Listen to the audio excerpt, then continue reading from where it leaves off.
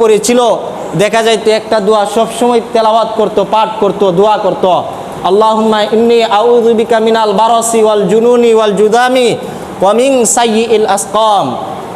এই দোয়াটা আমি যদি পড়ি আমার অভ্যন্তরীণ রোগও দূর হবে, আমার শারীরিক রোগও দূর হবে।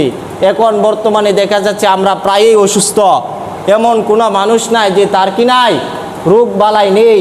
এখান থেকে উত্তরণের পথ কুরআন ও হাদিস, কুরআন ও হাদিস। এই কুরআন ও হাদিসের পথে যদি আমি হাঁটি তাহলে আল্লাহ তাআলা আমাকে শারীরিক রোগ থেকেও মুক্তি দিবেন, আমাকে কলবের রোগ থেকেও মুক্তি দিবেন।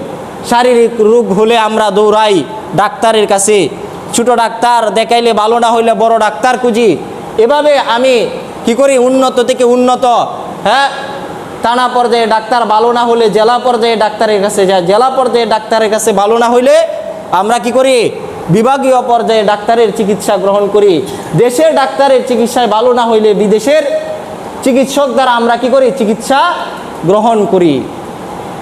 তা আমরা দৈনন্দিন কি হয়ে যাচ্ছি, অসুস্থ হয়ে যাচ্ছি। এই জন্য আমাদেরকে কি করতে হবে, আমরা যদি এই দোয়াটা বেশি বেশি পড়ি, আমাকে আল্লাহ তাআলা শারীরিক কঠিন জটিল রোগ থেকে হেফাজত করবেন। দোয়াটা কি, আল্লাহুম্মা, সবাই আমার সাথে একবার বলি, আল্লাহুম্মা ইন্নী আউযু বিকা মিনাল বারাসি ওয়াল জুনুনি ওয়াল জুদামি ওয়া মিন সাইয়্যিল আসকাম।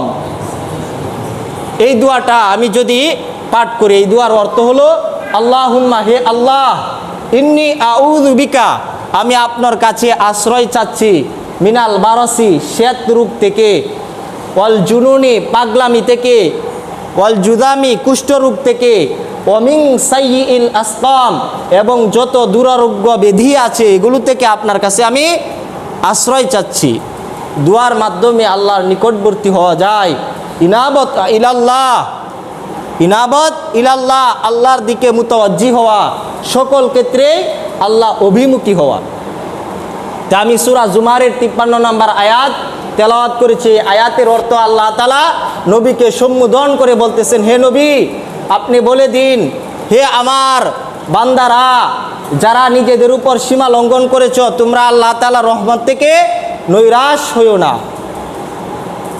আল্লাহ তাআলা সমস্ত গুনাহকে মাফ করে দেন, শিরিক ব্যতীত। শিরিকের গুনাহ আল্লাহ তাআলা ক্ষমা করেন না। শিরিক ব্যতীত যত গুনাহ আছে, আমি আপনি যদি লজ্জিত হই, আমি যদি অনুতপ্ত হই, ব্যথিত হই, খাঁটি দিলে আল্লাহ তাআলার কাছে তওবা করি, আল্লাহ তাআলার পথে ফিরে আসি, আল্লাহওয়ালাদের সোহবত গ্রহণ করি, কলবের ডাক্তারদের সান্নিধ্য গ্রহণ করি, তাহলে আমাকে আপনাকে অবশ্যই ক্ষমা করে দিবেন।